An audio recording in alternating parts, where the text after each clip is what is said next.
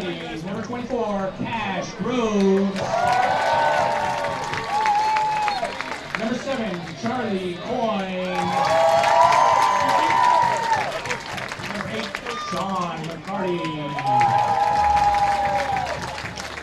Your starting defense, number 20, Kelly Lamb.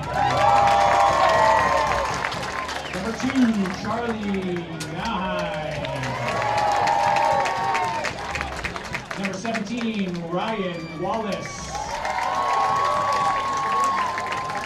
And in goal, number 1, Nolan Garcia.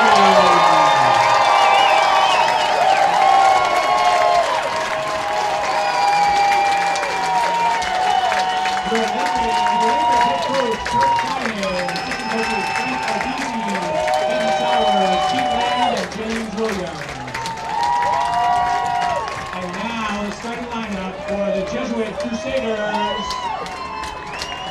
At attack, number 3, Brady Bain.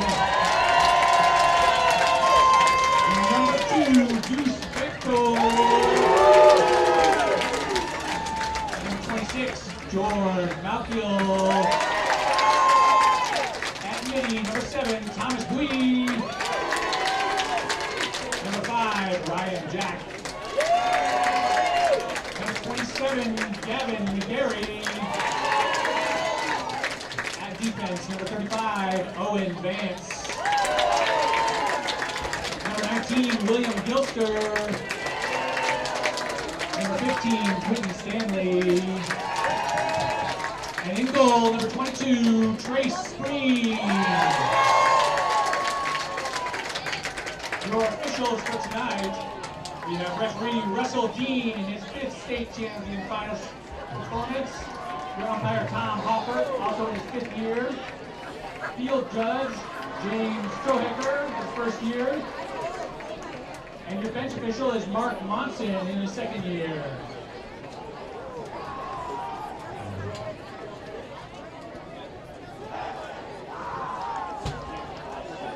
Ladies and gentlemen, don't forget the concession stand is open with all the cold drinks.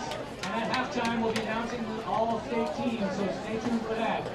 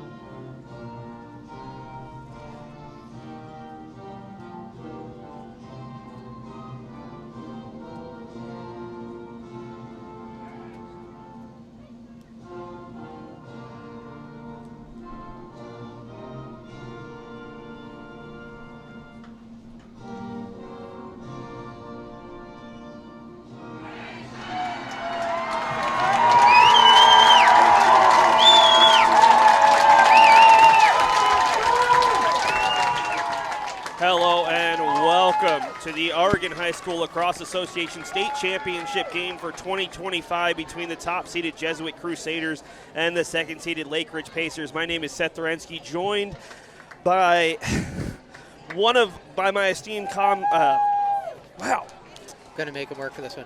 By my esteemed colleague Dave Sanford, as I completely had a blank there. And the good thing is we're not going to have a blank about these two teams. It's hard to, when you look at the phenomenal exploits they've had on the field these past couple of years. Jesuit looking for a fourth consecutive title. Lakeridge has been the team that's been the runner-up in 2022 and 2024. How do they find a way for that first official title since 2013?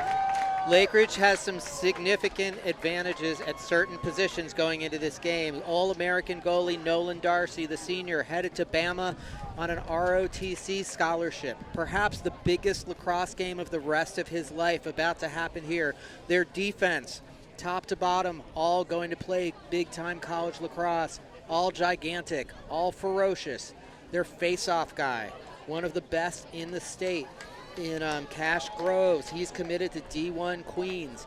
Jesuit, a ton of weapons on the other side, more than we can mention in a short open. They move the ball on offense so well, but can Lakeridge keep them from having the ball? That's the question. Well, you mentioned Jesuit's offense, 8 different goal scorers. Both of these teams started slow, at least for how we're used to seeing them on Wednesday. Jesuit was only up 4-2 after one.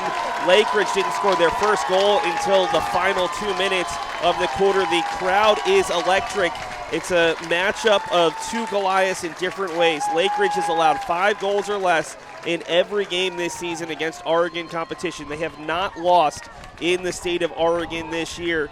Jesuit has scored 13 or more goals in every game this year, with the exception of one against Oregon competition, a 5-4 overtime loss back on April the 12th in the Fritz Hayes Classic. Winning the face-off first is Lakeridge with the ball, moving from right to left in their road blue jerseys. Jesuit in the home whites, as they are the top seed, looking to be the first team ever to win 4 consecutive OHSLA titles. On the opposite side, Lakeridge looking for their record 6th OHSLA title, and that doesn't count their 2021 Metro title, in which they beat Jesuit in the title matchup. The 7th all-time meeting between these two teams in the postseason, tied at 3-3. First shot of the game, and it's a save from Trace Spreen as he denies Charlie Coyne. Lakeridge not afraid to push the tempo and shoot early. Spreen meets the first challenge. Looking to create some space and absorbing a big hit, but able to get the ball over for Davis Reardon in tight, and his shot floats just a little high and wide. It is very obvious from our vantage point right next to the press box that we are going to have an electric atmosphere here at Ida B. Wells High School. Lakeridge fans on the offensive side of the ball right now. The Jesuit fans hoping the ball comes down their way, as they will be on that right side of the field tonight. Kellen Aird with it. Aird will push it out. That first game went to overtime, as this look is another save for Spreen, but picks up by Enzo Federizi.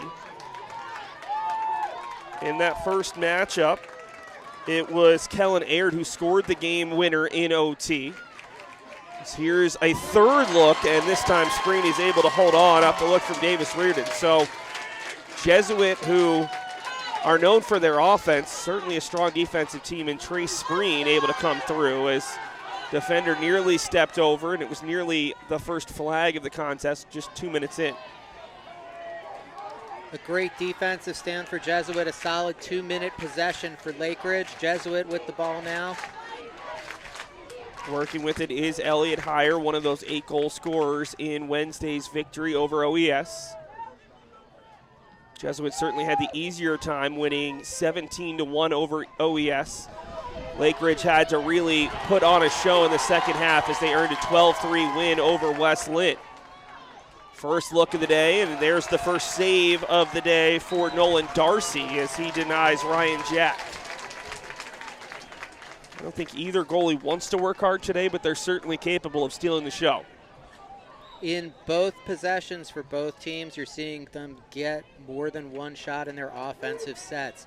defenses are going to have to come up with possession-ending plays so that they're not on defense for extended period of time. Deuce Bechtold opens the scoring almost 3 minutes in. It was a good screen there from Elliott Heyer that rubbed off a defender.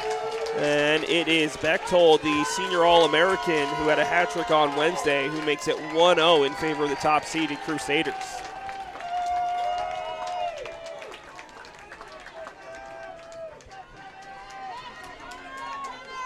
Remember, this Lakeridge team doesn't give up goals often. The 3 goals they gave up on Wednesday were their most goals allowed in the last 10, but they haven't been playing Jesuit during that stretch, and Jesuit's offense is one of the best in the entire state, if not the best. We've got a whistle and some communication between our referees.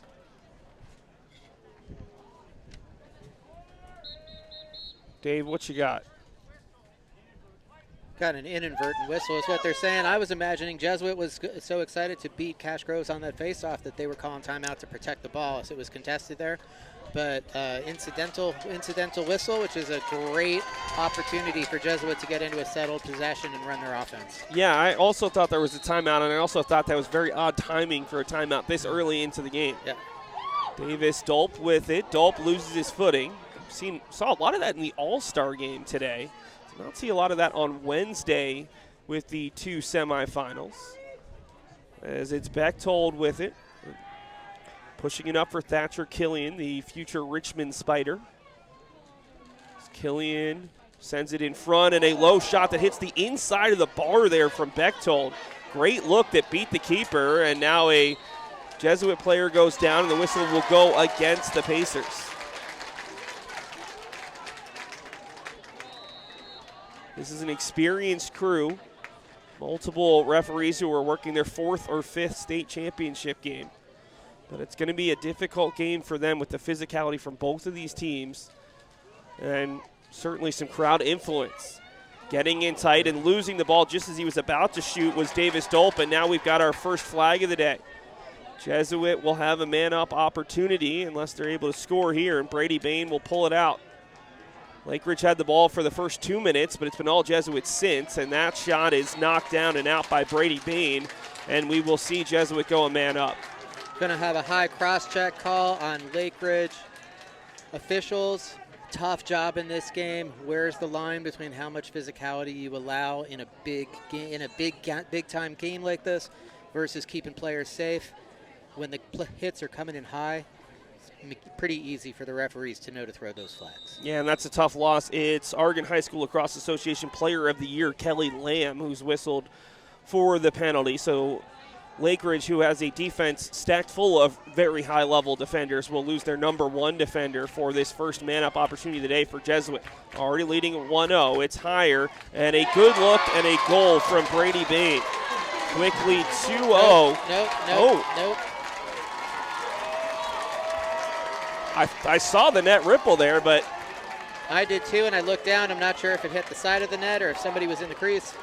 Either way, it will go the other way, and this is Nolan Darcy on the ride. Darcy still with it. Darcy, good pass back door. It's 1-1. A man-down goal from Davis Reardon. What a phenomenal change of tempo right there. Lakeridge capitalizing on the mistake on their end when everybody stopped thinking there was a goal. Nolan Darcy puts the team on his back, runs all the way down the field. What a pass to set up Davis Reardon for a dunk. 1-1. We saw it a lot on Wednesday where Jesuit's going to go with that kind of ride. They're going to make the goalie be forced into decisions like that. Nolan Darcy, the All-American, very calm, and a great look for Davis Reardon. Nice patient look there, and Reardon able to beat Trey Spreen. So instead of going 2-0, it's 1-1, and it is still a man-up opportunity here for Jesuit, but they're whistled for the infraction. Pass backside, and it's 2-1, 2 man-down goals, and then a little bit of a look-see there from Enzo Federici, who was frustrated after getting knocked down, and Lakeridge having some fun on the bench. They are rowing the boat across Lake Oswego right now. Huge face-off win there, pushing in transition fearlessly, man down, and another great offensive opportunity. Hit came in a little bit late from Jesuit. You saw the Lakeridge, the other attackman running in, grabbing Fedrizzi, making sure that he didn't get any penalties for chirping. They've got their eyes on what's important here. What a turn of events, as Jesuit feels like they kind of need this face-off, as they are still a man up. Kelly Lamb is still kneeling over there on the sideline, and Jesuit has given up a pair of man-down goals. Not something that I expected to say today, especially on their first man-up opportunity of the day. So instead of getting that goal, or we apologize, we didn't see it. It is now a 2-1 game, and we are back to even strength. So Lakeridge, who had that long first possession and not had seen much of the offensive end, now 2 quick goals, and they will set up. Had quite a few looks their first offensive possession, but unable to beat Trey Spreen. Had, I think, 3 saves on the possession. And Enzo Fedrizzi trying to battle his way through traffic, and we've got a flag. And looks like this will go against Jesuit. Looks like an interference call of some variety as far as I can tell. Didn't see what the actual penalty was when it happened. But based on what the referee's signaling, probably something that happened off ball. It's the face-off man, Thomas Bowie, who is going to take a knee. First man-up opportunity of the day for Lakeridge.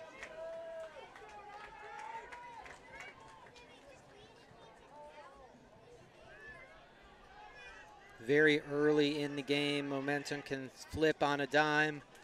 But Lakeridge not being afraid to be aggressive in round 1, throwing some big body blows. Well, and already we've seen Jesuit concede 2 man-down goals. Now what can Jesuit do on the other side here? Can they hold Lakeridge down? Last thing you want to do is go down multiple goals. Now, with Jesuit's offense, they should have some confidence, but this Lakeridge offense, just like the Jesuit defense, has some skill, as we're going to see a second player head off for Jesuit, and I think it's going to be William Gilster maybe for high slash.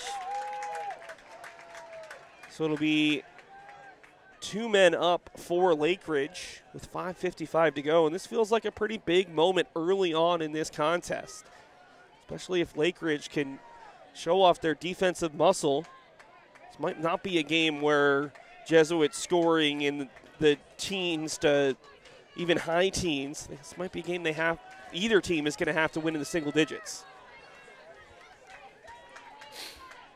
Working slowly as we're now back to just 1 man up for Lakeridge. First penalty is waved off. Davis Reardon will have to retreat.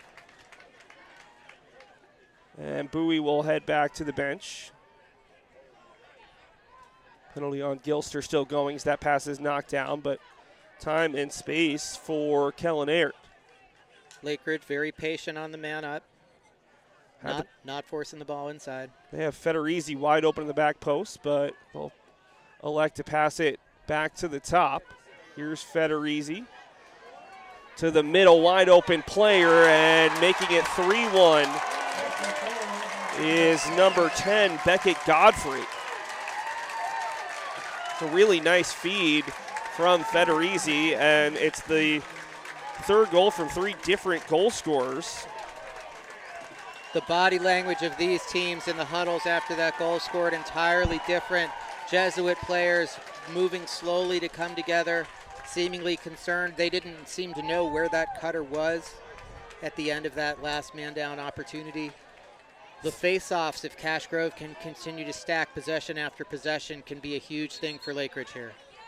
We have a violation on Cash Groves, and it'll go to Jesuit. 3 straight goals, all coming with either a man up or a man down for Lakeridge.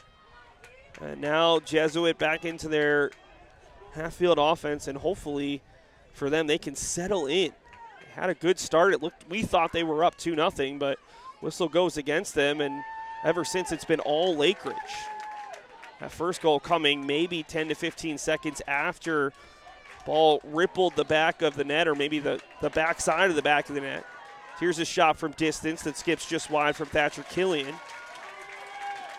The one thing that I would guess is that this Jesuit team is not going to be rattled under Mike Marcotte by an early 3-1 deficit. No, the score at this point in the game is definitely not something that will be a concern with them. They're just got to be focused on finding their flow on offense, balancing a little more possession time, and working together. We're seeing guys carrying the ball a lot longer than we tend to see with Jesuit. Usually we see a lot more quick passing and in-motion offense than solo dodging. Higher behind the net for Malkiel, and now Thatcher Killian. Killian looking to get to the top, now turns, and his pass is deflected, but right to Higher. 4 minutes to go in the first quarter. 3-1 in favor of the 2-seed Lakeridge. Back up top for Bechtold, has the lone goal thus far for the Crusaders. They swing it around for Ryan Jack, another one of their All-Americans. 5 of the 7 in the state of Oregon are playing in this game. Making the save is Nolan Darcy, and then his defender will just lay the ball down for him. That was Kelly Lamb with the assist. And we'll see if Lakeridge can get their first goal in their half-field offense, as that is knocked away from the stick there of Alex Sly. Ball's loose, and we're going to get a whistle, and it will go back to Jesuit. Lakeridge fans didn't like that call. I don't know if any call is going to be liked by half the fans here. That seems fair. This time Jesuit wins the restart, moves it to the backside quickly, where Brady Bain puts it away to make it a 3-2 game. Brady Bain scored, or we thought he scored earlier on, and this time he officially finds the back of the net. So it's now 3-2 with 3:18 to go.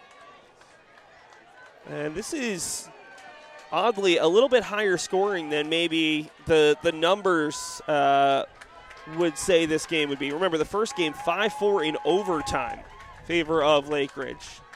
But I think this pace and this scoring style probably favors Jesuit long term. Yeah, I think a higher scoring game in the end is going to favor the team with more threats and offense for sure. Question is going to be how much they're going to have the ball to take advantage of those opportunities. Bryce Hidalgo wins the faceoff, and Kurt Shaden and his staff will call timeouts. Shaden, the Three Rivers Conference Coach of the Year. His assistant, Pete Lamb, the assistant coach of the year for the conference and the state. He's also assisted by Frank Obiasi, Vinton Sowers, and James Williams. 3-2, almost 9 minutes in, and as we catch our breath, Dave, what's your initial take on this one? The biggest surprise to me is the 3 goals on special teams for Lakeridge at this point.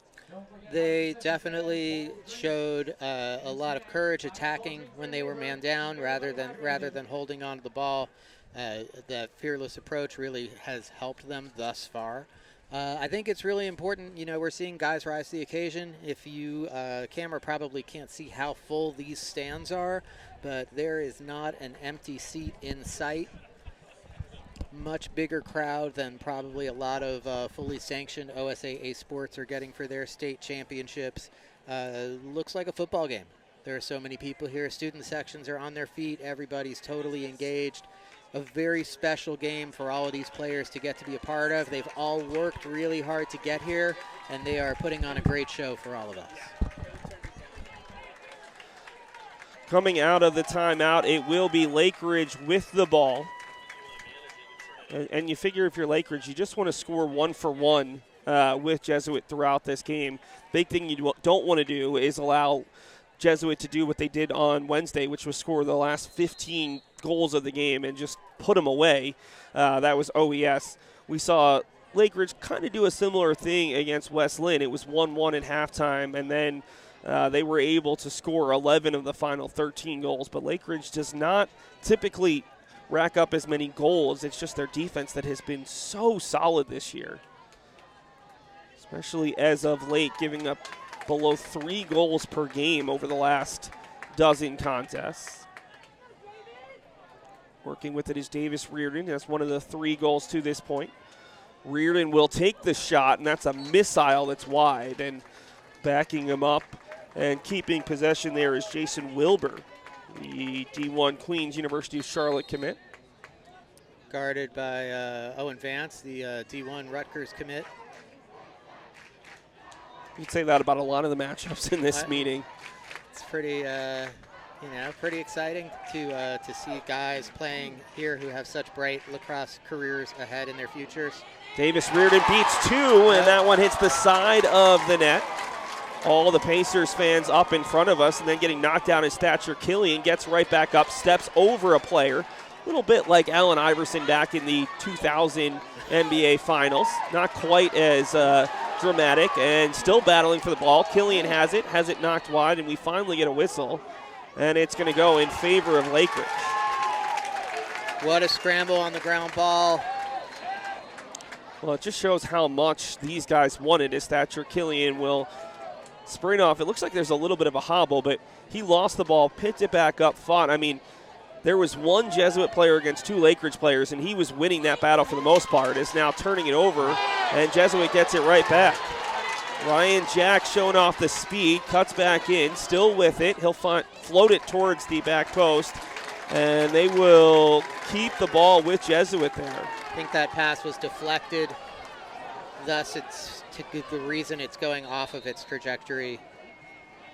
Ryan Jack, so exciting to watch in the middle of the field, able to play offense and defense, and so quick, getting from one end to the other, creating opportunities. Final 70 seconds of the first quarter. It's number 2, Lakeridge leading number 1, Jesuit 3-2.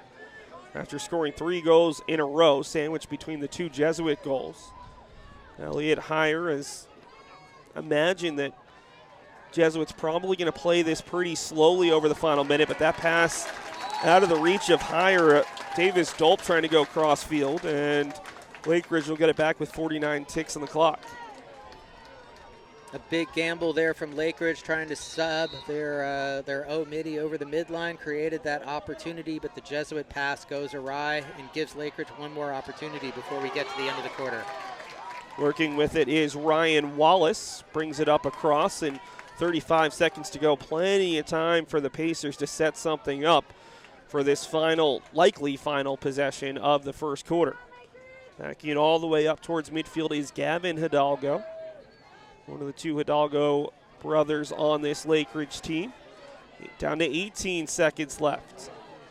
Pass to the backside, met by a defender, and they'll go right back to Kellen Aird with 10. Aird looking to beat his defender. Shot goes right into the pocket there of Spreen. Now Heyer will fire it downfield, wide of the cage, and that will do it. 3-2 Lakeridge after 12 minutes. Dave, we expected a high-energy, physical contest, and thus far I think that's what we've gotten here. Neither team has really been able to create much separation, but Lakeridge, we wondered, well, I think I wondered, would they be able to score enough? And those 2 man-down goals, huge for this team after they almost fell behind 2-0. When Lakeridge is playing 6-on-6, they're shooting the ball, going straight at Trey Spreen. His positioning is so good. He's making the shots look easy to stop. In transition, getting him moving side to side. They're receiving a lot better looks at the cage and a lot more scoring opportunities. On the other side, Jesuit just kind of needs to calm down a little bit, move the ball the way we usually see them move the ball. I think that business is going to pick up for them in the near future as well. Yeah, and you look at Mike Marcotte's side, Adam Jack, John Finnegan, Riley Hoffman, and Mark Torrey, his assistants. We were talking before the game, and you mentioned the fact that this is just a business trip for Jesuit. Now, a business trip with a chance to make history, but just the way they approach things, okay, they started slow, maybe they weren't themselves. This is a team that's probably going to be able to settle in no matter what is kind of going against them. When these teams were coming into the stadium, Jesuit, nobody talking, all business, eyes straight ahead, very, very locked in. Lakeridge had a ton of their fans making a tunnel for them, cheering. It was super loud, super fun, totally different vibes from both teams. To some degree, that defines their identities. Lakeridge, the team of the town of Lake Oswego that has produced so many great lacrosse players, including many who are wearing the Jesuit uniform today. Jesuit, the private school powerhouse. And both of these teams with one goal in mind, winning the 2025 title For Lakeridge, it would be a chance to avenge last year's loss and the 2022 loss. For Jesuit, chance to do something that no one else has done, win 4 consecutive titles. As face-off is battled for, Jesuit player goes down, and it's finally won by Lakeridge. Picking that one up was Tristan Martin. And able to hold on. Tristan Martin still with it, thinking about a shot, and he scores. Tristan Martin, the long pole, with the goal, the University of Oregon commit, and it's Lakeridge making it 4-2 here, just 18 seconds into the second quarter. Lakeridge with another unsettled goal, a big boy play afterwards. Ryan Jack looking at the coaches, asking them to check the Lakeridge defender's stick, thinks that, it had a little help staying in there. Just looked like a fantastic play. Before the game, we saw Jesuit practicing their offense. It looked very crisp. Lakeridge was practicing ground balls, and they are pursuing these ground balls with ferocity. Another violation against Lakeridge, and it will be collected by Thatcher Killian, and that's big because the last thing you want to do is have one of these teams, or for either team, have a chance to score, win a face-off, and then score again and really put together a little bit of run.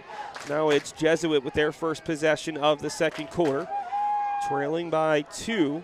That's tied for the largest deficit of the game for either side. And here is a shot from in tight, and it's Davis Dolp, his first of the day, and just like that, it's 4-3, 2 goals, one for either side in the first 46 seconds of the second.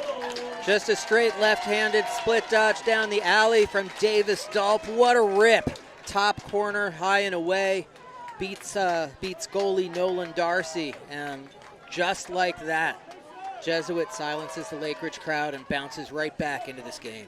4 from Dolp on Wednesday, adds his first of the day. It'll be Thomas Bowie versus, I think, Colby Owen, who had himself a nice game.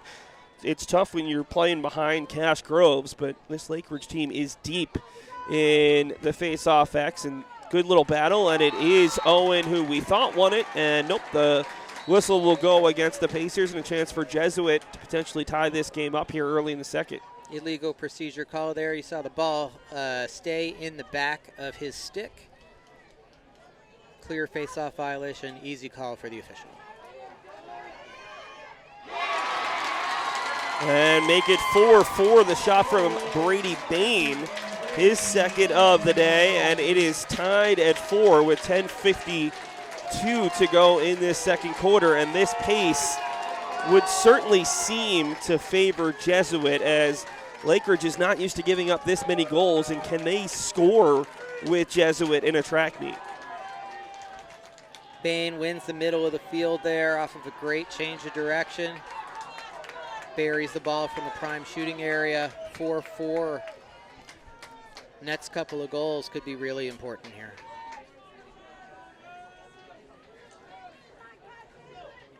So back-to-back face-off violations against Lakeridge. Cash Groves back in there working against Bowie. And this one is collected on the bounce by Charlie Coyne. Coyne will get across and settle for Lakeridge. Scored just 16 seconds into the quarter, but have not touched it since. Sean McCarty.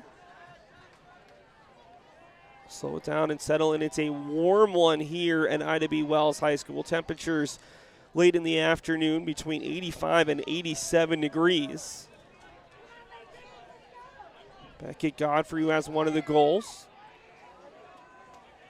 To the far side for Kellen Aird. Checking in with Davis Reardon. Gets the pick. Reardon will stay with his defender.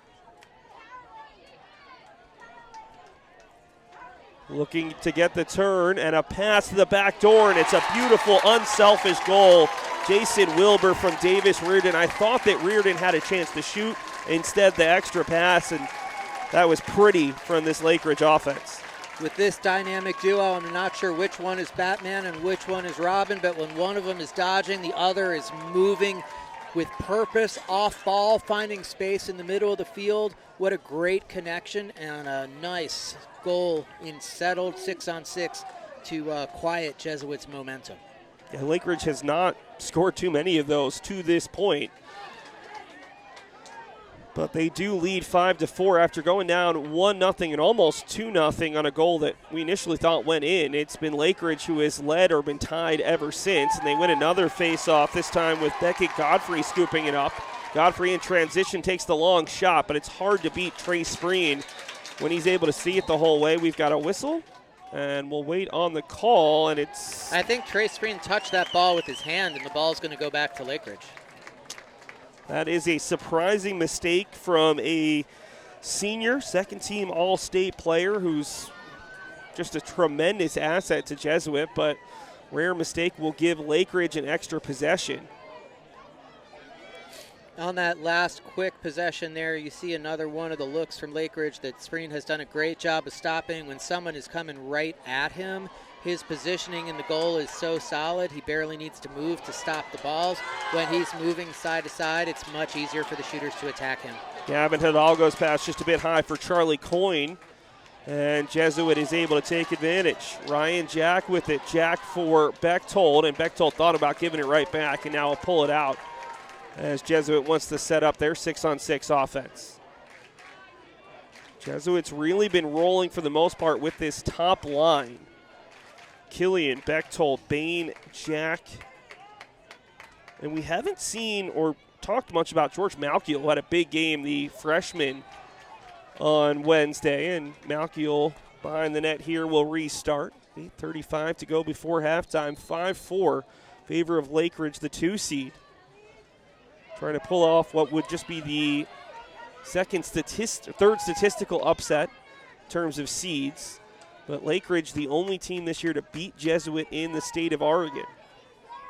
Lakeridge's only loss came out of state, so they've yet to lose in Oregon. And that's a big save in tight and a crease violation. I think it was Killian. No, it was Jesuit's Davis Dolp, whose initial shot was stopped, and then he was in the crease when it knocked off him and it. If Jesuit continues to have ball movement like they had on that last possession, their offense is going to catch fire. Nolan Darcy had the ball heading towards net. We're going to get a whistle, and Lakeridge wants to call the timeout. I think you trust your goalie, but maybe you wanted a slightly different look, and Kurt Shannon and his group will slow it down. So you're up 5-4, 7:52 to go in this second quarter. What are you using that timeout for in this situation?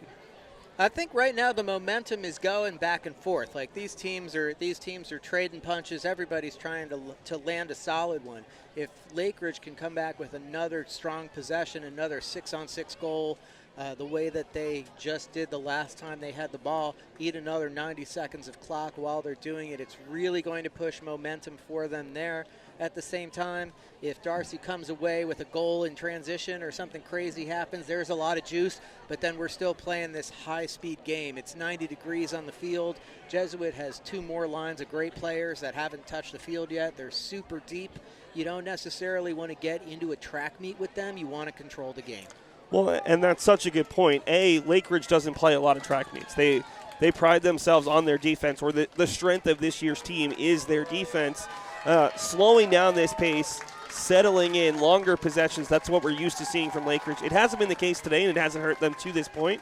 But we saw on Wednesday that they needed 24 minutes to really kick into gear. You don't want to do the opposite, and kind of like Wesleyan, where they just seem to fade a little bit in that second half against Lakeridge. 5-4, 7:52 to go. We will restart with Kellen Aird. Scored the game-winning goal in overtime at the Fritz Hayes Classic against this Jesuit side. That was a long time ago, though, April the 12th. And we'll see which team can win the one that matters. Big hit, but Lakeridge retains possession. Working with it is Reardon, who set up Wilbur for the last tally to give his team the lead. Reardon through the double team, loses the ball, and Trey Spreen will come up with it. Not the look that you were probably hoping for if you were Lakeridge. Little ill-advised to be attacking that double in that way. Probably wanted to roll pressure, find the open man, move it quick. George Malkiel across for Ryan Jack. And both teams will get their units out there as Elliott Higher control, second team All-Metro League. Higher still with it here. Faked going back behind the net. Instead, he'll hand it off to Jack. Ryan Jack 1v1 for Killian. Killian hard to miss with that big body, but he has it knocked away by the long pole. Tristan Martin, who has a goal in this one. And Jesuit able to get it right back with Brady Bain picking up the ground ball. Possession in this game is going to be so crucial. Deuce Bechtold shot goes just wide, and Malkiel is there to keep possession in favor of the Crusaders. Not only are the stands full in front of us, and there's a fair amount of spectators on the far side in the shade, but there's a lot of people on the little hill there here at Ida B. Wells, as this is certainly the fullest that we've seen this stadium this weekend. George Malkiel working on his defender. Back up top for Higher. Elliott Higher looking to turn. Thought about a pass. Instead, he'll take the safer pass for Bain. There are a lot of lower level D1 lacrosse programs that wish they had this many people coming to their games or being as invested in them as the fans are here. Absolutely. Higher, flipping it across for Jack. Jack 1v1 with Charlie Coyne, loses it, and able to get it right back, and unable to beat Nolan Darcy. That was a weird one where Lakeridge, it looked like, would be able to go the other way, and as they do, it's Darcy pumping up the crowd after his save. 5.5 to go in this second quarter. Lakeridge leading at 5-4 and unable to connect on that pass as Wilbur lost it behind him. Now it's Spreen initiating the offense as he'll find Gavin McGarry, the short stick D midfielder, first team All-State. McGarry gets it right back over for Bain, and now McGarry will head back to the benches. Jesuit will send out some of those talented attackers. 4:59 to go, and it seems like we're just going to slow it down for a little bit. Feels like Jesuit's getting more time on offense now, getting more comfortable on offense, moving the ball around as well. And I think they're going to use their first time out of the half. 5-4, 4:46 to go in quarter number 2. And it just feels like it's a little bit of a cagey matchup after a complete track meet for most of the first quarter. Both of these teams starting to get back to their bread and butter. What do you think Mike Marcotte's group saw there that they wanted to talk over or just set up as they try to tie this game up late in the second? I think that what you'll expect them to do is just look to attack the matchups and dodge on Lakeridge's short sticks, and then look to move the ball quickly to the backside. Once they draw a slide, if they get the ball spinning, their ball movement is so clean that they can usually generate good shots off of that. Whereas if they're going one-on-one against Lakeridge's top defenders, it's a much better situation for Lakeridge's defense to be able to slide to and to support. Now, on Wednesday, we saw a couple guys have some huge games, including George Malkiel. He hasn't been involved in this game nearly as much. Is that part of the defensive matchup? Is that part of kind of the game plan here? Maybe we're going to try to exploit a different matchup. Seen a lot of Bain, a lot of Bechtold, some of Killian and Jack, but some different offensive players kind of leading the attack today than we saw against OES on Wednesday.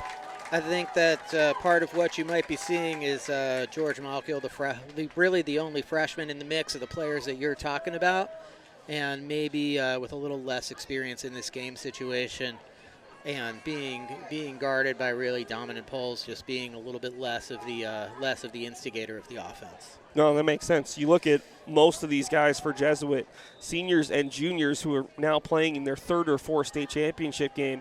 Malkiel's older brothers have played in quite a few. He's been here, I'm sure, for some of these state championship games, but his first time with a chance to suit up for the Crusaders as they go for a four-peat.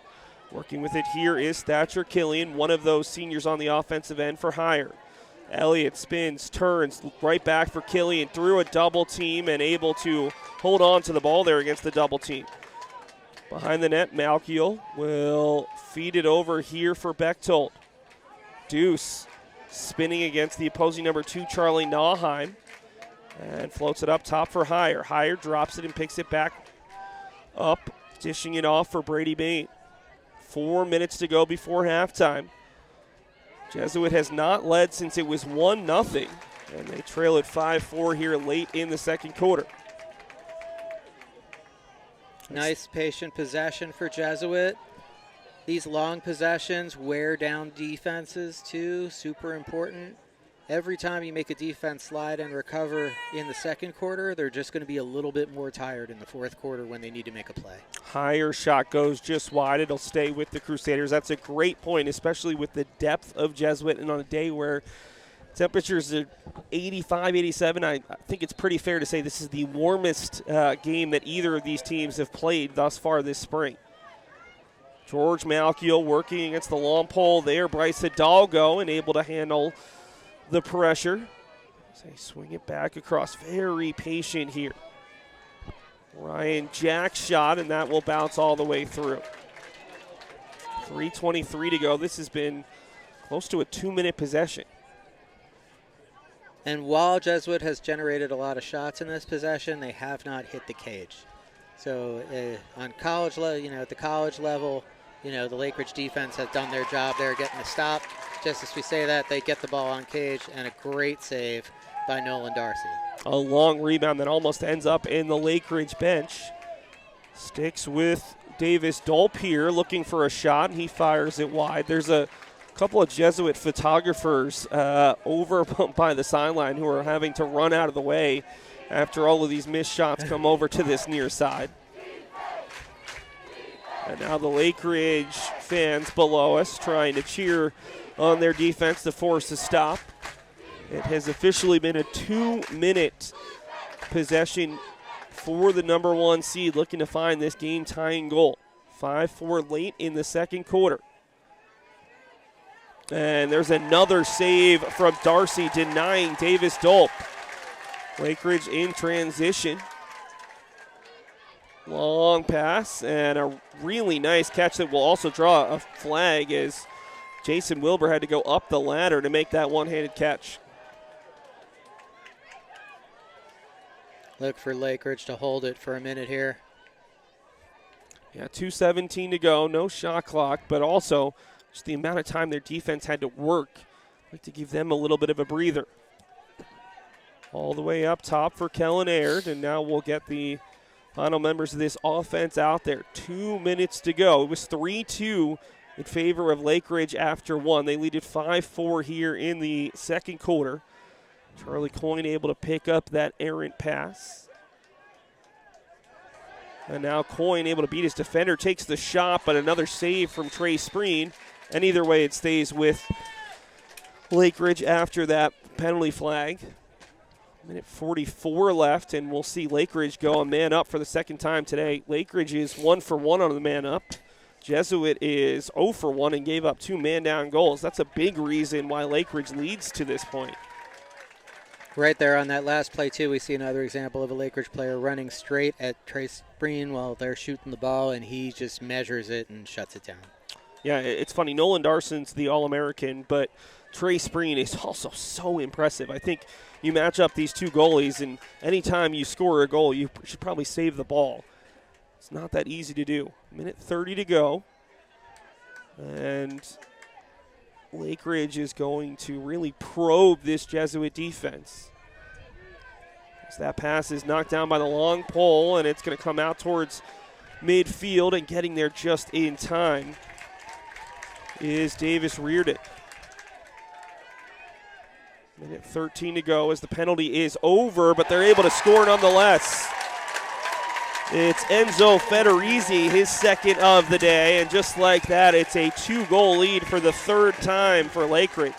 Again, Lakeridge moves the ball from one side of the field to the other, gets the Jesuit goalie stepping side to side, and finishes underneath. Great patience from the Lakeridge offense and way to take advantage of that opportunity when it presents itself.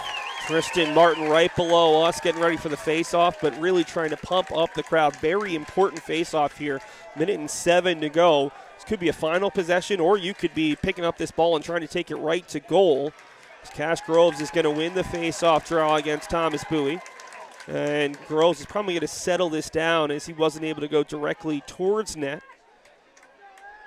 Groves will head back to the sideline, and Lakeridge will look for their first 3-goal lead of the game, as this is Federizi who just scored.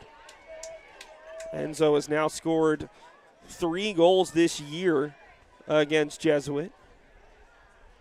1 in the first game, 2 more today. He's the lead scorer for Lakeridge to this point.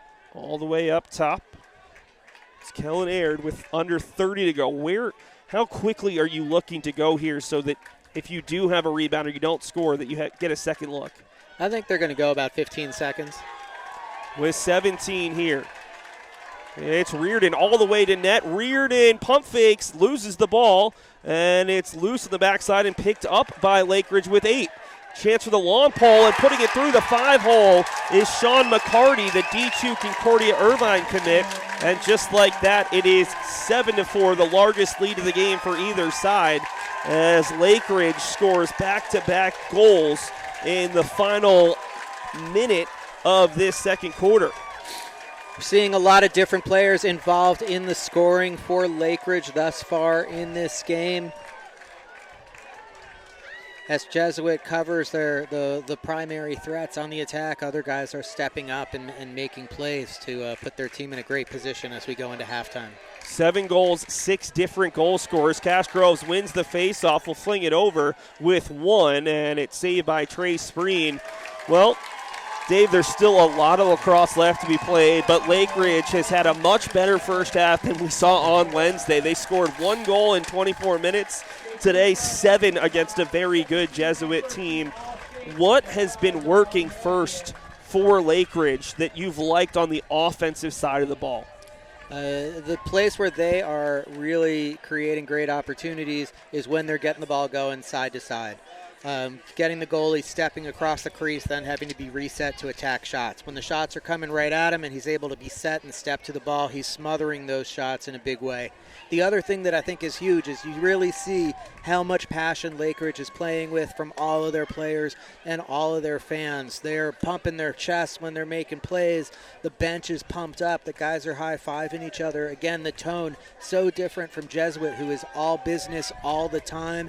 They seem, if you look at the Jesuit huddle right now, they're all on one knee. Their eyes are all on Coach Marcotte. They are very focused on the task at hand. Lakeridge, a little slower to settle into their halftime talk, feeling good about where they've gotten so far, but they still have a long way to go to achieve their goal. Exactly. Jesuit, there's no need to panic. They're down 7-4. It's 3 goals. It's not a mountain, more of a hill, but this team isn't used to being trailing very frequently. They've played some top competition from Washington, but they've played one overtime game that they won against the Washington team. They've played one overtime game against Lakeridge that they lost 5-4. What's the message from Coach Marcotte, and how much of it is about X's and O's right now, and how much of it is about kind of keeping your head and recognizing that we've got the talent, we've got the depth, we just need to kind of utilize those strengths that we might have over this Lakeridge side? I think that the message is really about heart and guts and hard work. I think the face-off battle has been much more even than we have thought that it was going to be. We've seen Jesuit's face-off crew create a lot more 50-50 ground balls as opposed to letting Cash Groves dominate the draws.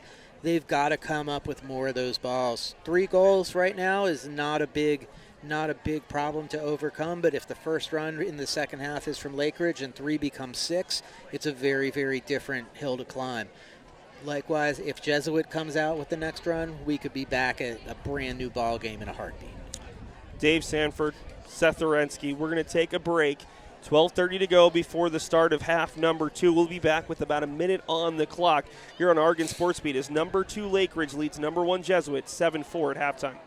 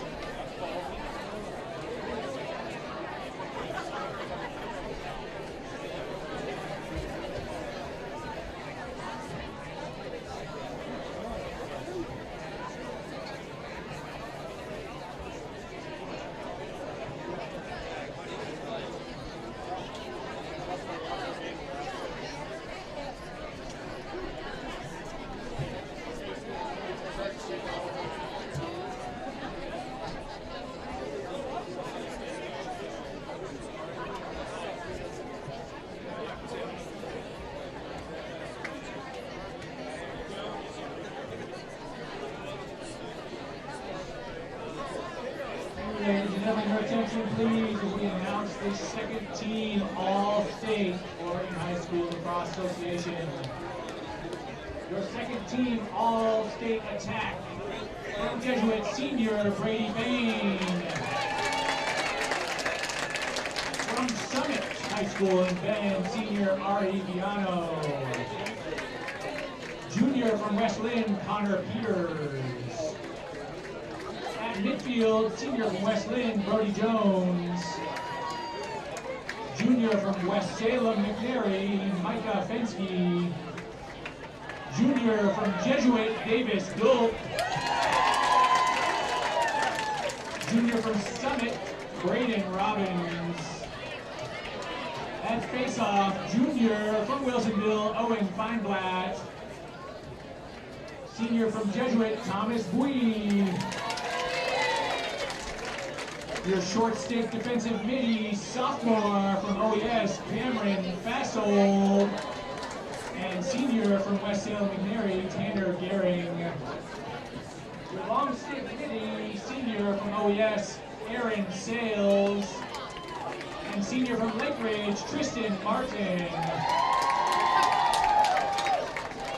Your all-state second team on defense, senior from Lakeridge, Charlie Malai. Senior from Jesuit, Will Gilster. Also on defense, junior from South Eugene, Sam Notsky. And senior from Summit, Henry Cottrell. Your second team All-State goalie, senior from Jesuit, Trace Spring. And now for your first team All-State, at attack, senior Jesuit, Deuce Bechtel. Senior from Lakeridge, Davis Reardon. Senior from Lincoln, Benjamin Longu. At midfield, your first team All-State, senior from Jesuit, Ryan Jack. Senior from Lincoln, Camden Schnebley. Senior from Lakeridge, Kellen Aird. And sophomore from Sunset, Archie Gold. Your first team All-State face-off, junior from OES, Jack Andres. Senior from Lakeridge, Cash Groves. Your first team All-State short stick defensive midi, senior from Jesuit, Gavin McGarry. And sophomore from Lakeridge, Colby Owen. Your long stick midis, first team All-State, junior from Sunset, Marcus Hom. And junior from West Lynn, Vigo Anderson. On defense, senior from Lakeridge, Kelly Lamb. And junior from Jesuit, Owen Vance. Another senior from Lakeridge, Ryan Wallace. Senior from OES, Alice Halpin. At goalie, you have senior from Lakeridge, Nolan Darcy. And junior from Sunset, Keegan Putney.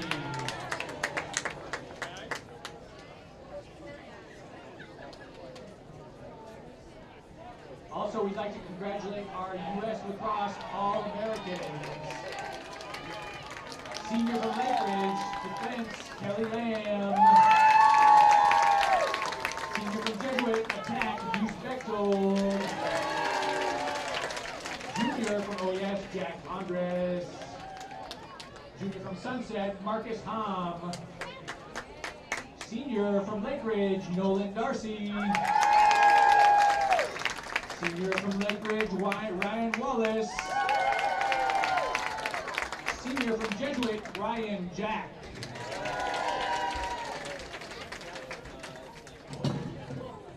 We'd also like to congratulate our U.S. Lacrosse Academic All-Americans. From Central Catholic High School, senior Ty Newberry. From Westview High School, senior Will Binion. From Grant High School, senior Vincent Trueworthy. From Lincoln High School, senior Camden Schnebly. Also from Lincoln High School, senior Ryder Rice. From West Lynn, senior Cannon Fuller. From West Albany, senior Owen Yuda.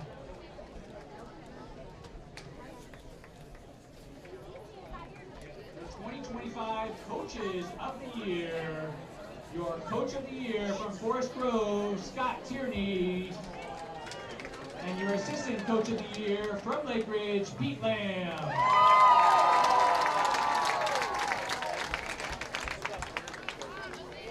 And now, for your 2025 Oregon High School Lacrosse Association Player of the Year, from Lakeridge, Kelly Lamb.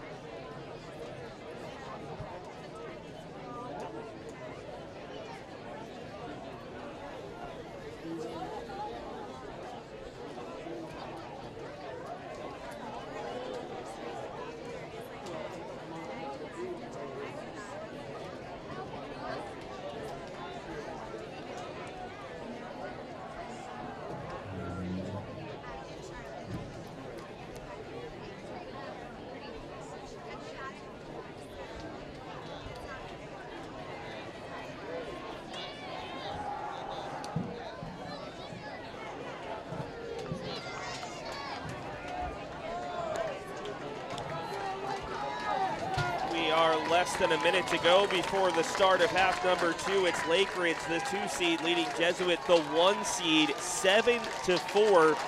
2 late goals, and they scored the final 3 of the half, their second 3-0 run. Seth Orensky joined by Dave Sanford, and Dave, it feels like these first 2 to 3 minutes of the second half could be really important if you're Jesuit to see, A, if they can kind of settle back in, but also trying to avoid letting Lakeridge really go on an extended run of 4 or 5 goals. Jesuit just needs to keep pace right now. If they trade goal for goal in the third quarter, they're going to be fine going into the fourth. If Lakeridge's lead gets a lot bigger, the path will get a lot harder for them. Good little battle, but Cashgrove's able to beat Thomas Bowie. And it is Lakeridge who scored the final 3 goals and held Jesuit without a goal for the final 10 minutes of that half. In possession to start quarter number 3. They scored really early to start the second quarter, just 16 seconds in to stretch their lead from 3-2 to 4-2. And that shot floats very far wide after a high hit to the helmet there of Enzo Federici.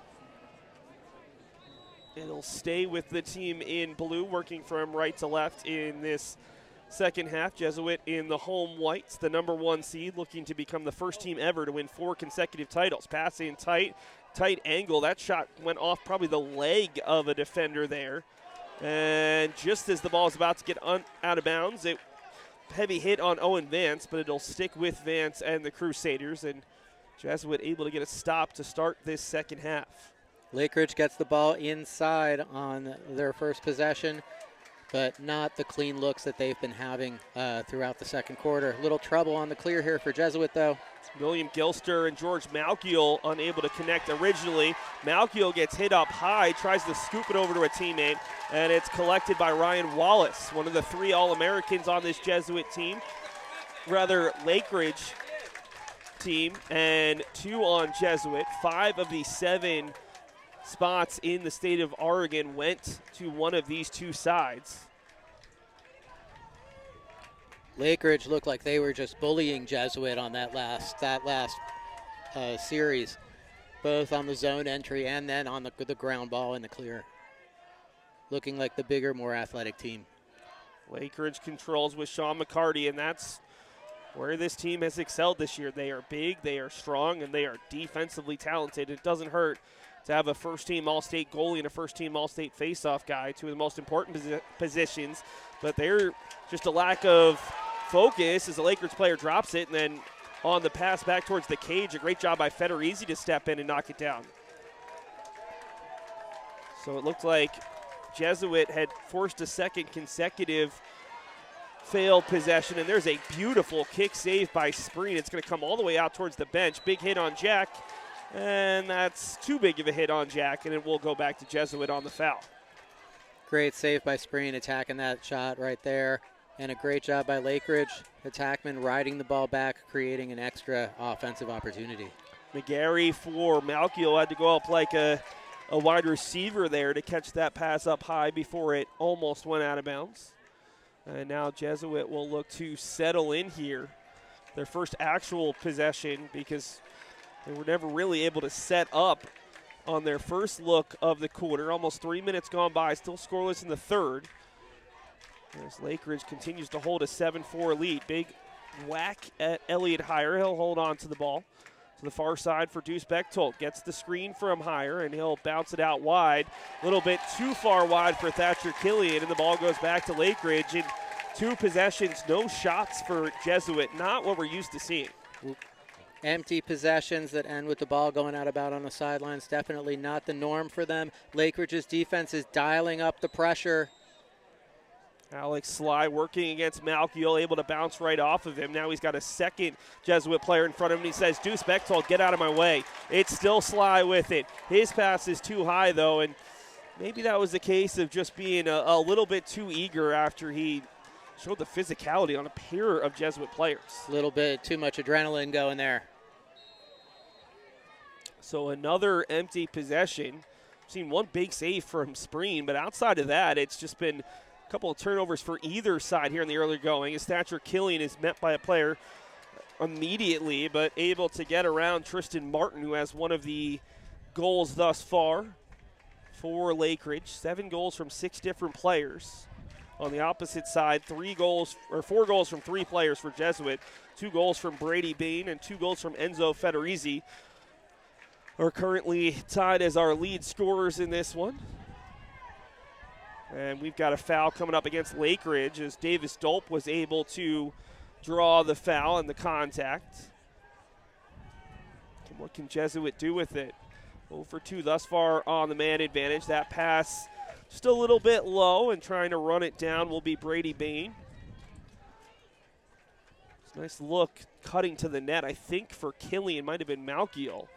As Jesuit can get a little bit greedy here, knowing they're going to man up, and they will now go a man up as Bain's shot is stopped by Nolan Darcy.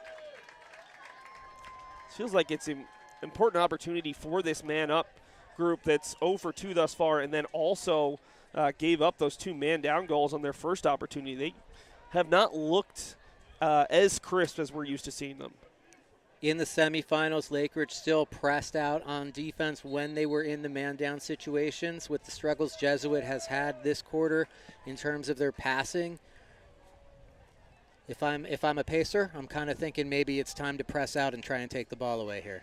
We're almost 5.5 minutes into this third quarter. Nobody has scored to this point. And outside of one really nice kick save from Trey Spreen, I haven't really seen that many good looks, especially on target. Nolan Darcy did just make a save, but I don't think it challenged the All-American or the first-team All-State and All-American too much. Pass to the far side, and it's Dolp with the bounce shot. And Davis Dolp has his second of the day. First man-up goal for Jesuit, and they are able to score just 17 seconds into the man-up opportunity. Pretty simple man-up look there for Jesuit. Little bit of a righty wheel. Dolp steps up, gets his stick towards the middle of the field, and buries a bouncer on Nolan Darcy, making this a 2-goal game with 7:20 to go in the third quarter. That was the first goal for Jesuit in, looking at my notes, I believe,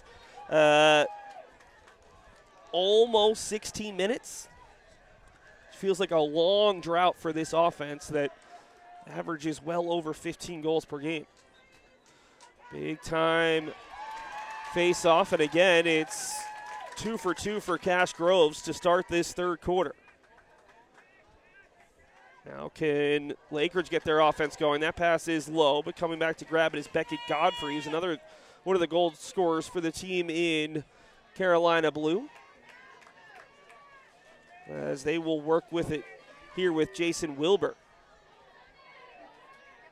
Wilbur all the way across. And Lakeridge will look to settle into their 6v6 offense. Kellen Aird around the wheel, and they'll get it behind the net here for Federizi. Enzo picking, probing, and floating it back out for Aird. 6.5 to go in quarter number 3 as the long pole will head off. And the defender will follow, and now a little bit of a space open, and taking the bounce shot and scoring is Sean McCarty. Really nice job of beating the defender, and McCarty's got a pair of goals. Jesuits a little late in the sub game right there, and McCarty coming over the midfield line, buries it right away. Jesuit has been late in the sub game a few times through this game. They've continued to match feet at the midfield line regardless. In other situations, they got away with it. Not that time. Goal separated by 1 minute and 3 seconds, and that's a great way to respond by Lakeridge. McCarty just running in ahead from the midfield line as we've got a violation on Jesuit. First time that we've seen Itzhak Sanchez in the face-off this week, I believe, and he's couldn't believe it, but save from Spreen, and now Thatcher Killian, I know he's one of your favorite players, bounces off 3 and just taking it himself across midfield on the clear. Colby Owen made a little bit of a tactical error there. Like he had a great opportunity because the Jesuit face-off guy ran off the field immediately, giving him a break, but running down the field, shooting high to high on Spreen, probably not the best thing to do in a situation where you're trying to control the momentum of the quarter. This is Ryan Jack with it. Yeah, it feels like right now, and really we haven't had any change. It's still a 3-goal game. It feels like Lakeridge, as much as they want to capitalize on the momentum, those longer possessions will probably help out their defense in the fourth quarter. And I'm sure at some point we will see Jesuit with their offensive might get some longer possessions and some more attack time as it's knocked away from Brady Bain and collected by the player of the year, Kelly Lamb. What a great ground ball there from Kelly Lamb, coast to coast, just wide. That was a really good look from a long pole. He missed that by inches going far post, well, near post to far post, and could have easily been 9-5. No, neither team is led by more than 3. Lakeridge has led by 3 multiple times. Jesuit has not led by more than 1 goal. They scored first and almost made it 2-0, and ever since then, Lakeridge has either led or been tied. So they pass the ball around here. Reardon for Wilbur. He's so elusive in tight. Wilbur trying to get a goal, and that one skipped off of screen, I think, and what a great play by Elliott Heyer. Ducking in and getting to the end line first to get the ball back for his team. Huge anticipation play for Heyer right there. Putting a quick early stop on that Lakeridge possession. McGarry for Malkiel and a successful clear for the Crusaders. 4:14 to go. Stayed at 8-5 for the last 2+ minutes. And what has been a tense contest, and right now I think both teams' supporters kind of on pins and needles. Up top, it's Thatcher Killian working against the long stick of Bryce Hidalgo. All the way behind the cage, and see what Killian elects to do here. Trying to bum rush his way towards net and scores. Thatcher Killian, his first of the day, and it's 8-6 with 3:45 to go in the third. Hidalgo goes over the head for a takeaway check. He doesn't get it. The result is a goal for Jesuit. The game gets a little bit closer. Both fans on their feet, both from both sides right now. Huge face-off coming up with 3:45 left in the third period. Bowie for Jesuit. Castro's back in there for Lakeridge. I believe that Lakeridge has won every face-off here in the third quarter after it was pretty tight in the first two. And another violation against Jesuit, this time on Bowie. And Lakeridge continues to have that big advantage here in the second half. 3:38 to go. Jesuit has outscored Lakeridge 2-1 here in the third quarter to cut the deficit to 2. Federizi behind the net working against the stick of Quentin Stanley. Federizi bounced around, shoots it behind the net, and this time they do have the player closest to it in Charlie Coyne.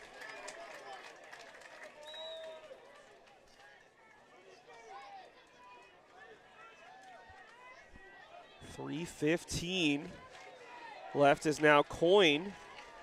Thought about getting towards the front of the cage, and we'll bounce it out. It feels like Lakeridge has gone away from some of that excellent passing that we saw in the second quarter. A little bit more 1v1 here in the third. Jesuit has 3 short sticks on the field right now, and Lakeridge is looking to attack them. Reardon on McGarry, and he pushes it just wide on what would have been a beautiful goal. That was the matchup that you were talking about, though. McGarry, the short stick, and Reardon also has a size advantage. This is Federizi who gets laid out as he takes the shot, and it'll stick with Lakeridge. 2:34 to go. It's been a minute-plus possession here for Lakeridge, looking to get that 3-goal lead back. Spinning, turning, whirling is Wilbur. Out for McCarty, scored the lone goal of this third quarter for Lakeridge. They'll pull it out with Charlie Coyne working in front of his own bench. Henry Van Pelt, the first player in front of him. Shot from distance, and it's high and wide from Kellen Aird. 2:07 to go in the third quarter, an 8-6 lead for the second seed Lakeridge. Looking for their first OHSLA title since 2013. Jesuit looking for their 4th in a row, would be the first team ever to win 4 consecutive state titles. Aird gets around the first defender. Aird still with it, bounces back behind the net, gets it back. And he fires it out top, and the left-handed shot coming from Charlie Coyne goes wide. Great offensive series here from Lakeridge. That shot also just missing the cage. Aird beats his defender and scores. A 2+ minute possession, and Kellen Aird, the Marquette commit, with his first goal of the contest. And Dave, what's more important there if you're Lakeridge? The goal to push it back to 3, or taking 2+ minutes and really kind of settling back in offensively? I think it's a combination of both. They're making Jesuits' defense work. Getting into the fourth period with a goal differential like this, Jesuits' defense is going to have to push out more and try to take the ball away more actively.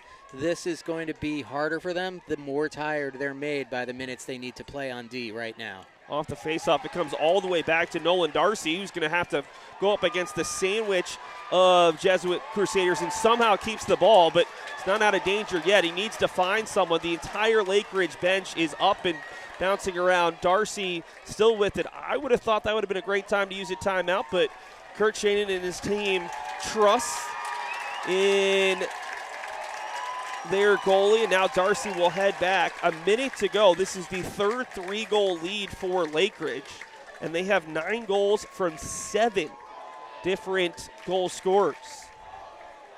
Under a minute to go. Do you want this to be the final possession if you're Lakeridge here in the quarter? Yes, for sure. Federizi will take it. Enzo with the quick look. It's saved, and it'll be pushed back for Spreen. Enzo Federizi is a terrific player, but sometimes he seems quick to look for his shot.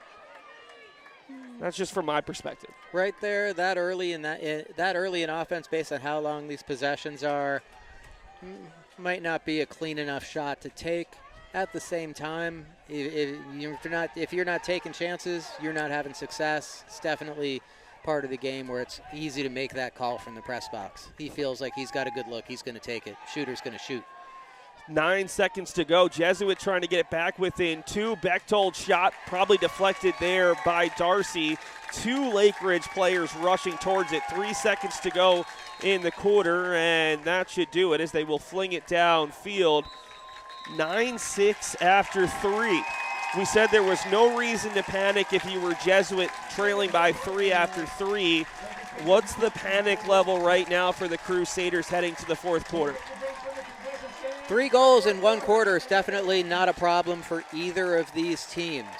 What they need to do is make sure that they are going to have adequate time of possession. So defensively, they're not going to be able to allow Lakeridge to have these long possessions. They're going to need to press out more. They're going to need to force Lakeridge to go to the cage, trust their goalie Spreen to make some stops, try to get up and out quickly in transition, and attack at the other end. The slow-paced game's not really working for them right now. They're going to have to use their speed and their skill and their teamwork to outwork Lakeridge right now. 9-6 after 3. We're going to take an audio break and be back with the fourth quarter of the state championship game here on Oregon Sports Beat as Lakeridge leads Jesuit after 36 minutes.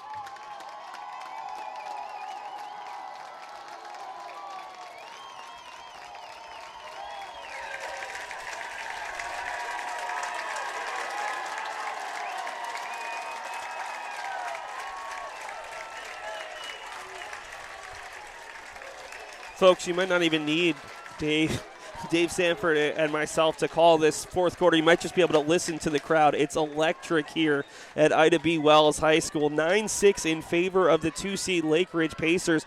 Good battle here between Cash Groves and Thomas Bowie. We've got a foul, and it will go against – oh, wow, I thought that was going against Lakeridge, but another face-off win, another violation against Jesuit. What did you see on that last play?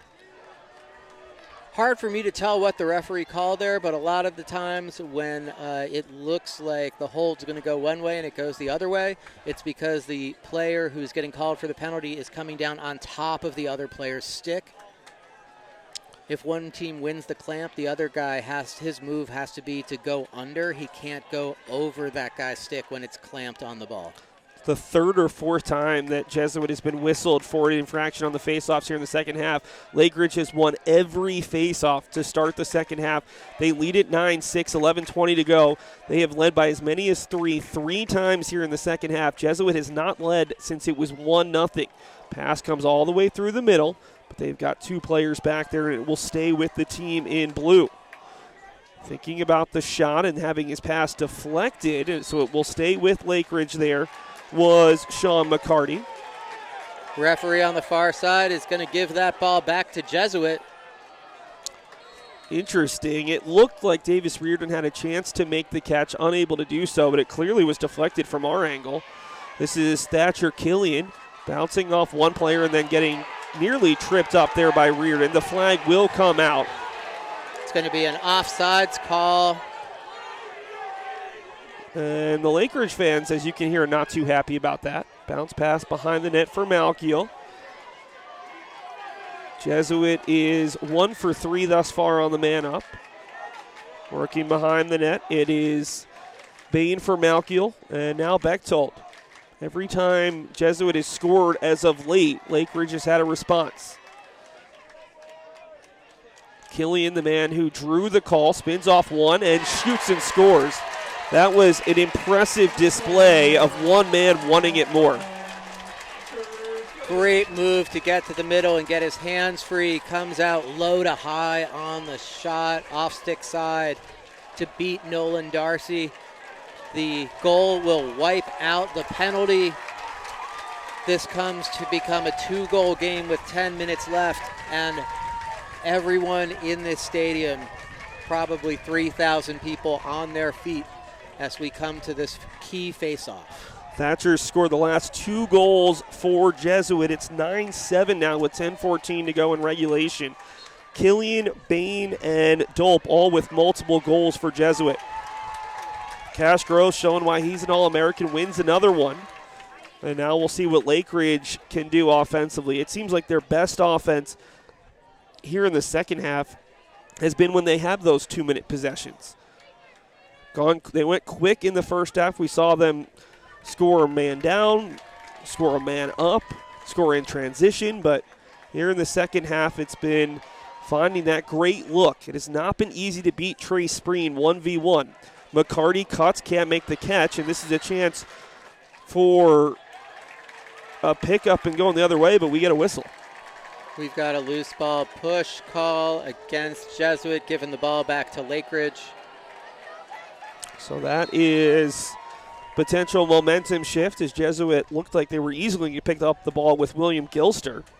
And instead it's Kellen Aird. 9:30 to go, a ton of time left in this state championship game as Lakeridge looks to slay the dragon that is Jesuit. And what a beautiful look there outside. That's on the backside of the goal.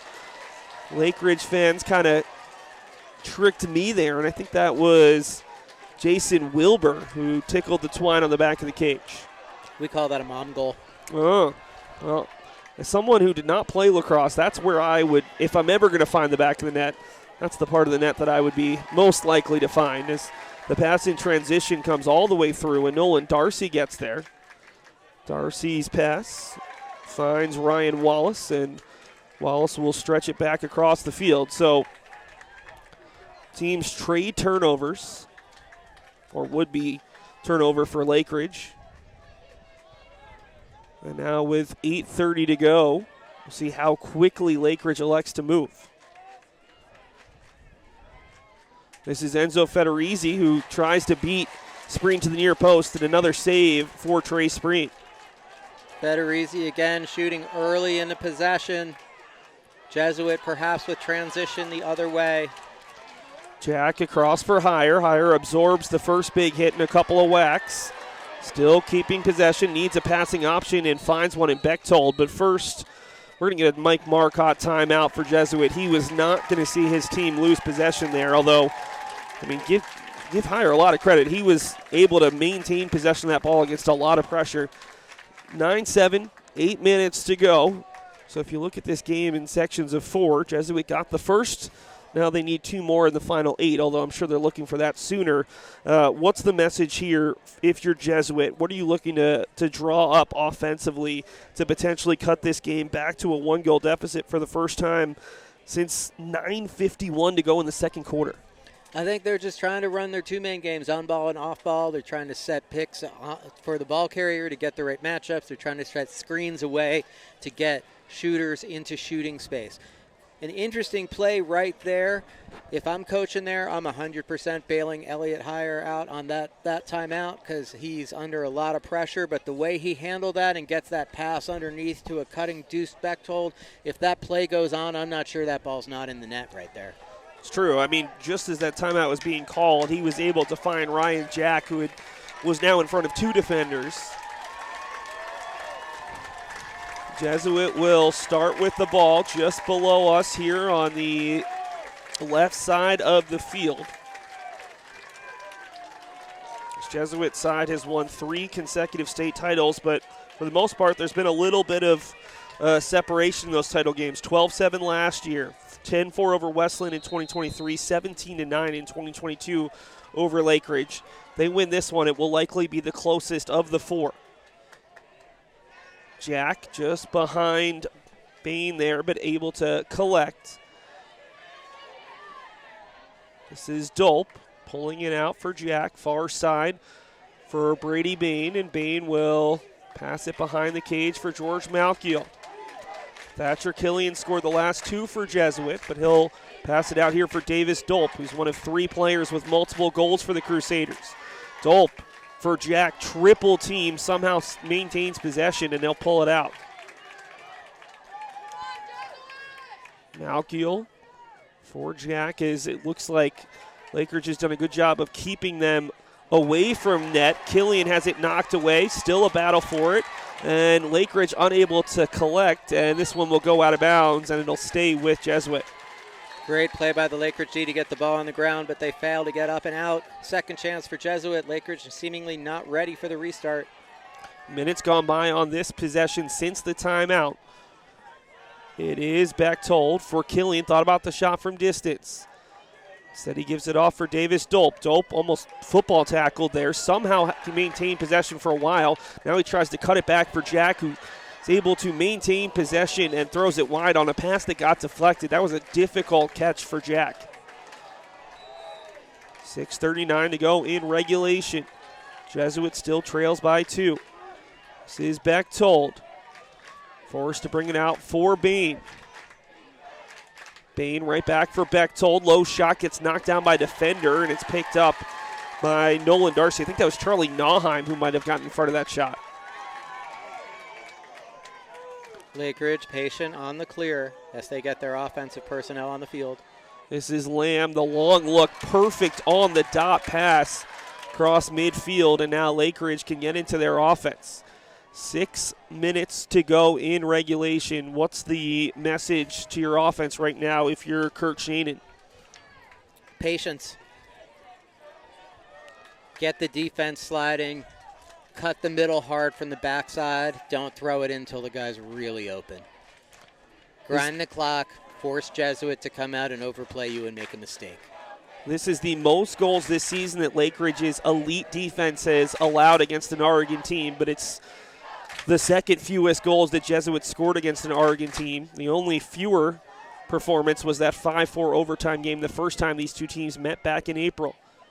It's Aird for Reardon, calling out directions, and right back for Kellen Aird, working on the short stick. Aird has 3 players meet him. Now it's Reardon 1v1, and he scores. What a take. And that was an instance where Jesuit had to get aggressive with the smaller player on Aird, and it allowed, I think that was Reardon, a really good look 1v1 against Freem. Out of the 2-man game, Jesuit tries to double the ball and go for the takeaway. Lakeridge sees it with a great throwback, time and room shot. beats Spreen, who's maybe just a half a second late stepping to the ball. Really strong placement there on that goal from Reardon, who now joins McCarty and Federizi with multiple goals. 10-7, 5:11 to go. As those two goals separated by over 5 minutes. Lakeridge is certainly had the better end of things as that ball's floated back towards cage there. A little bit of a challenging play for Tristan Martin. Darcy will float that one for Nauheim. This game has been played at a Lakeridge pace here in the second half. We've got a whistle, and I think that we're going to get a timeout. Yep. So Lakeridge, just before they would have turned it over, gets the timeout. And at 10-7 with 4:46 to go, we kind of going with the same idea here offensively, patience, but also how much do you have to kind of discuss with your players that we're about to see a very different defense. I think Jesuit showed in that last possession they might have to be even more aggressive here without the ball down 3 with under 5 minutes to go. Well, the way Lakeridge's offense works, if Jesuit doubles from that spot and the Lakeridge player can handle the pressure, they're going to have a great look off of that first pass. So they just need to make sure that the guys they have on the field are confident in terms of how they're going to carry the ball or executing their stick work correctly so that their body is staying between their stick and their defender on their exits from their dodge, and that their shooters have their feet planted and are ready to let that thing fly when it comes back to them. At the same time, you just got to be careful with the shots you take, because if you have the ball, you just can't get scored on. Well, and with that, if you're Jesuit, how much more aggressive can you get knowing how well Trey Spreen has played in this game? Because he has made some big saves, especially in similar situations where it's 1v1 against an attacker. I feel like if they're dodging down the side, I'm not sliding, and I'm trusting him. I'm putting my goalie on an island to make that save, because that save he's made all day. Coming across the middle of the field, I think you've got to slide there. It'll be Kellen Aird to start the play. 4:46 to go. We'll see just how aggressive Jesuit gets. As again, it's McGarry against Aird. This is where they triple teamed out of the last possession, leading to the Reardon goal. Behind the net, it's Federizi. Enzo working towards the top. 4:26 to go. Both of these teams have had this date circled on their calendar for 365 days, and now just 4:15 separates potentially one of these teams from a championship. Aird against McGarry all the way towards the net. He does shoot it. Spreen makes the save, bounces off the referee, and that will lead to Killian picking it up. If I'm Coach Marcotte, that is the shot I wanted Lakeridge to take. Jack will slow it down. He's got the trailer, 5-on-4, slow break situation. Killian for Malkiel, and that is the first time Malkiel has, I think, shot the ball all day. And what a big break, that ball hitting off the referee. Likely would have gone out of bounds and back to Lakeridge, and instead leads to a fast break opportunity. Statistically, you just don't score that many goals in high-level lacrosse games dodging down the alley there. The goals are scored when you move the ball through X or you move the ball back up top to the backside. Spreen comes up big there, and what a play in transition to find the trailer and then create that goal. 3:49 to go in regulation. Massive face-off, and again, it's Cash Groves winning it. Groves beats Bowie. 3:41 to go. 2-goal lead. We have not seen this be a 1-goal lead since it was 6-4 with a minute to go in the second quarter. As Lakeridge has led ever since going down 1-0. They scored 3 consecutive goals in about a span of 2 minutes. And since then, they have been in the driver's seat. 3:15 to go. Can Jesuit pressure Lakeridge into a bad look or a turnover? Running all the way through is Gavin Hidalgo. And Hidalgo will pass it out top to a player who loses his footing. That's McCarty. Now McCarty's pass just behind, and fortunately Federizi is there behind the net to pick up what would have been a turnover. Federizi And it's another save from Spreen, denying Jason Wilbur this time. Back-to-back saves from Spreen, and now on the outlet, he finds William Gilster. Gilster plays it pretty conservative after that great breakout.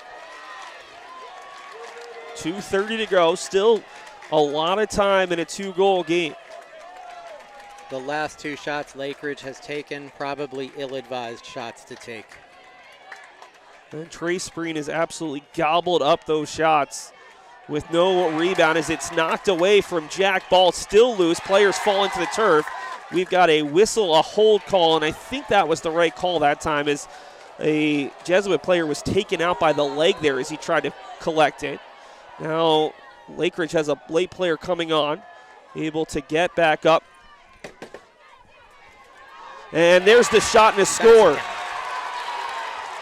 It is Brady Bain, the hat trick, first player with 3 goals. And just like that, Dave, it's a 1-goal game for the first time since late in the second quarter. And with 1:59 to go, Jesuit now the team with all the momentum. Self-inflicted wounds from Lakeridge, a lack of discipline taking care of the ball on the offensive end. Jesuit doing the same thing that they did against OES, capitalizing on the mistakes, using them to get back in this game. If Thomas Bowie wins this faceoff, the Jesuit fans to our right are about to explode. Cash Grove's a lot of pressure on him, and he's been so good. The ball is loose. It's sitting there right in the faceoff spot, still loose, and it is finally picked up by Thatcher Killian. That's the first faceoff win, I believe, in the second half for Jesuit. Goose Bechtold back for Killian, 1:39 to go. How quickly are you looking to score here down by a goal?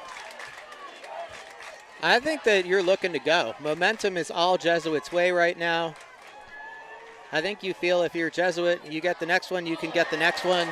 You want to win this in overtime and not take your chances going to OT. Remember, these two teams went to OT back in April at Lakeridge, a 5-4 overtime win for the Pacers. As Darcy able to make the save on Jack, but Malkiel backs it up, and we've got a timeout with 1:16 to go. I think both of us went into Wednesday knowing this was the most likely matchup, and it was a terrific matchup on paper. To me, this game has already exceeded expectations with how good both of these teams have played. It's rare to see Jesuit as the team having to come back from behind, but we are seeing a masterclass here late, and maybe Lakeridge struggling a little bit as that team playing from ahead against Jesuit on a couple of those shots. 1:16 to go. Who are you looking to get the ball into their hands if you're Jesuit? It's a tough call. Brady Bain has been coming up big here late in the game. I think that you want to maybe get a 2-man game with whoever's guarded by the short sticks and one of your attackmen on the ball side. Look to cut somebody through the middle from the off-ball side. Lakeridge-wise, you gotta be careful not to get a penalty called on you right now. But expect and then expect Jesuit to try and score fast enough to have another face-off in regulation in a game where the face-off situation is in Lakeridge's favor. It's a better idea for Jesuit to try to have a chance to win it in regulation than to go to overtime. And it also feels like Jesuit is the team more likely to score quickly. Yep. Lakeridge is scoring on 2- and 3-minute possessions. This game was 10-7 with 5:11 to go in favor of Lakeridge. Goals at 3:49 from George Malkiel and 1:59 from Brady Bain have cut it to 10-9. It's the closest it's been since late in the second. We have not been tied since it was 4-4 with 10:52 to go in the second quarter. Off the restart, Dolp behind the net for Bechtold, and now swung around back up top for Killian. He's got 2 goals in the contest, fakes the handoff for Jack, working against the long pole, still working, loses the ball, and it's picked up for a moment, I thought, by Tristan Martin. Ball's loose, and now Martin does have it. Well, scrum, that might be the game. Well, if they can hold on to it. Now it's all about keep away. Pushing it up the sideline is Beckett Godfrey.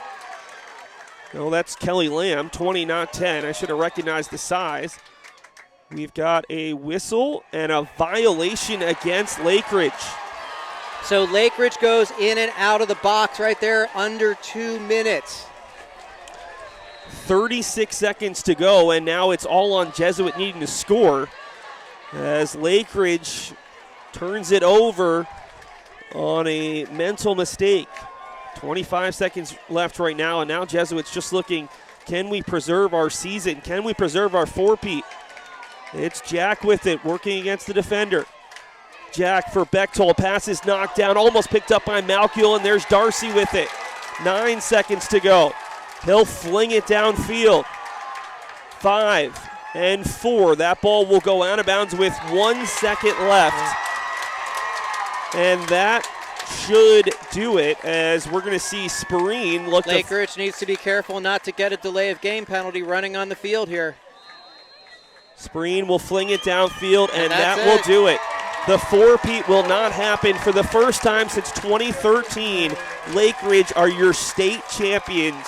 Their 6th title, you see them flooding the field. This was the Lakeridge team that had lost in 2022 and 2024. They came back with a vengeance in 2025, beating Jesuit twice by a single goal. And Dave, if anybody was going to end this streak for Jesuit, it was going to be this group of seniors for Lakeridge who had heartbreak twice, and a group that's sending a ton of players to D1, able to go out on top today. What a great rivalry and a great game that we saw today. Back and forth, Lakeridge's offense, I think, in terms of what they were able to put up against Jesuit, definitely exceeded expectations. But then in the end of the game, with the game on the line, Lakeridge's star-studded defense, full of D1 commits, with an All-American goalie, rises to the challenge, gets the last stop again after a call doesn't go their way, and Lakeridge are your 2025 OHSLA state champions. 17 seniors for this Lakeridge team, a lot of them on the defensive side, 3 All-Americans, all on the defensive side.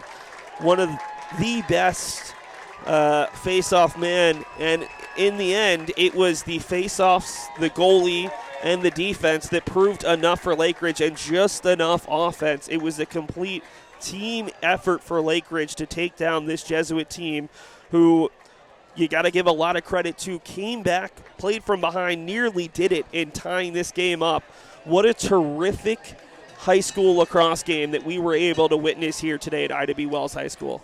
And one thing that you'll see, there's a lot of familiarity between the players on these teams. As you see them go through the handshake lines, you'll see nothing but respect from both teams. You'll see lots of hugs. These players are very familiar with each other. They've competed with each other and against each other time and time again through their careers, starting in youth lacrosse. Some of them will continue to do that for years to come in the future. And what a game. 16 seniors on the Jesuit side, who sadly will not go out with the 4th straight title for the Crusaders, but just a tremendous run for this team. I think that it's now 77-7 over the past 4 years. These are 2 extremely talented teams. You're going to see a lot of these players go on to play at the collegiate level. You've mentioned it over the broadcast. Jesuit has a lot of players who came out of the Lakeridge youth group, so they do have that tight connection. They're going to continue to go on and play club. Just a phenomenal contest. I don't want to put you on the spot, but do you want to give a 3 stars for this contest of 3 players who maybe made the biggest impact or made a key impact late in this game for either side? Oh, that's a tough one. I really think that, you've got to give one star to Lakeridge's defense as a unit. They all came together, supported each other, trusted each other. They slid at the right times. They held at the right times to really keep Jesuit's offense in check. You've got to give one to Cash Groves on his own, huge in terms of his play at the X. And then, maybe the attack unit of Lakeridge for their ball control down the stretch and really working together to get the ball inside and find some finishes there. Hard to single guys out, though. It's a real team win for Lakeridge, one that I'm sure their coaches are going to be super proud of. 2 outstanding performances. Unfortunately, one team had to come out on top today, and it is the number 2 seed Lakeridge Pacers. Their 21st win. They did not lose a game this year to a team from the state of Oregon. 17-0 for Jesuit. 2 losses this year, both by 1 goal, both to this Lakeridge program. I'm sure that both of these teams will be back next year and heavy favorites to get to the semis, if not further. But today it is Kurt Shannon and his squad, their 6th state title in school history, overcoming Jesuit by a 10-9 score. For all of our Oregon Sports Beats crew, for my color commentator Dave Sanford, for myself, Seth Orensky, we hope you enjoyed this game. It was absolutely electric to be here live. It was a tremendous performance by both teams. We really enjoyed all the action on Wednesday and then again today during the triple header. We hope you did as well. That'll do it for us here from Ida B. Wells High School. It's the number 2 seed Lakeridge defeating the number 1 seed Jesuit by a 10-9 score.